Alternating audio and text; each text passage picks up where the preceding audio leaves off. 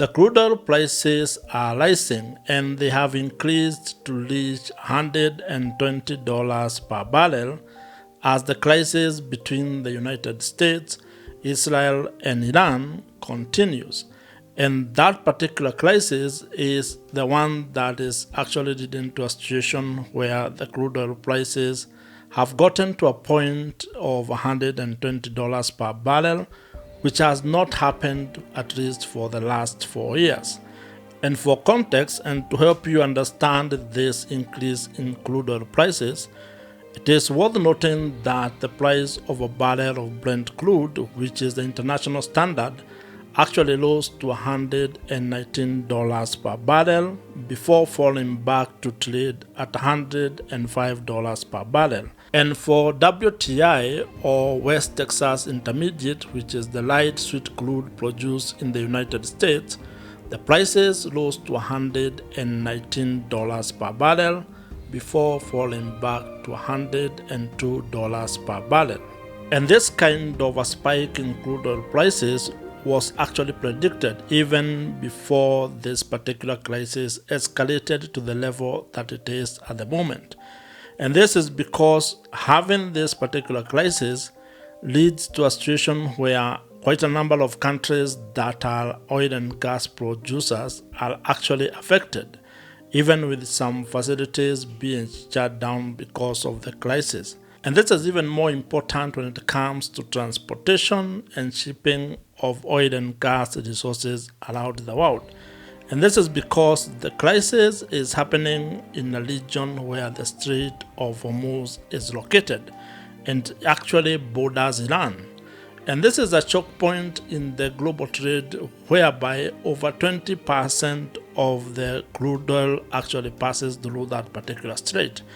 And so when you have tension in Middle East, or when you have a country like Iran saying that no oil tankers or LNG tankers should pass through the Strait of Hormuz, then it becomes a problem because it means there are countries in the world that are not getting the oil and gas supplies.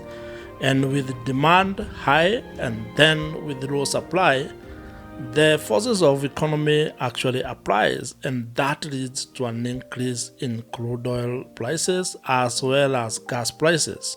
If this is the first time that you and I are meeting, I am Joe, and on this YouTube channel, I talk about oil and gas and the business of the upstream oil and gas value chain. And I would really appreciate it if you would consider subscribing to my weekly newsletter using the link that I have provided in the description below. Basically, the crude oil prices have now hit the $100 per barrel psychological mark.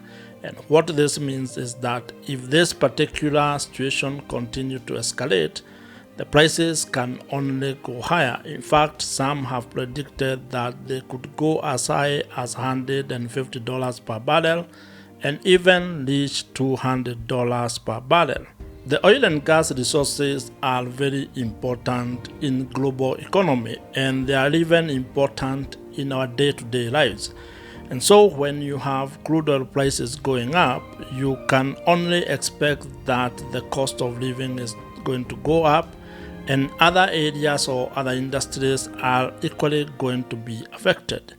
The cost of goods and services are going to rise because when you consider the economies where they use oil and gas resources to actually support the productive sectors, then it becomes increasingly clear that when you have an escalating situation anywhere in the world that affects the prices of oil and gases in the world, then that is going to hit your pocket directly.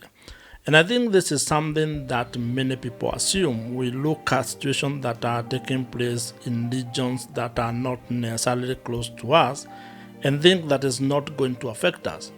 Unfortunately, with the way the world works, with the way interlinked the economies are in the world, including the financial markets, it is very clear that one thing happening in one corner of the world is actually going to affect you directly. It's going to affect the economy of your country, and you are going to even be hit worse if your country is a net importer of petroleum products. But of course, higher crude oil prices are not necessarily bad to everyone. For the oil and gas producing nations, this is probably a very good situation because they can be able to make more money. But I think when you look at this particular situation, it all depends on whether your oil and gas products can actually even get to the market. Because when you have constraints when it comes to transportation and the shipping, then it doesn't make a lot of sense that you have the product but you cannot take it to the market. So the hope is that this particular situation in Middle East is going to de-escalate and be solved as quickly as possible. And so if you are a business person or an entrepreneur, you need to be on the lookout. You need to be able to look out at what is going on in the world.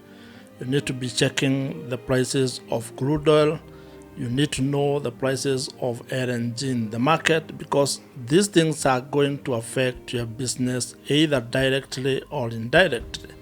And it is important to be able to be aware of what is going on so that then probably you can put a mitigating, kind of an action plan, or you can start running your business knowing where the world economy is going, specifically knowing the prices of crude oil in the market.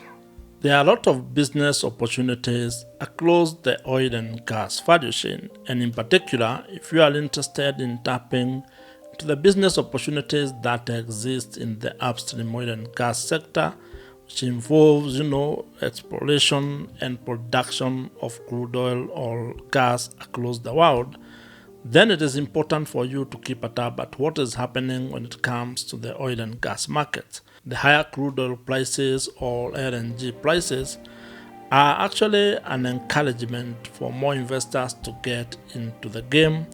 And unfortunately, while this is more or less a temporary situation because I would not expect this particular conflict to extend for a very long period of time, at least those who are already invested in the market, and there are very many ways for you to actually invest in the oil and gas industry, including buying shares or buying stocks of oil and gas companies in the stock market.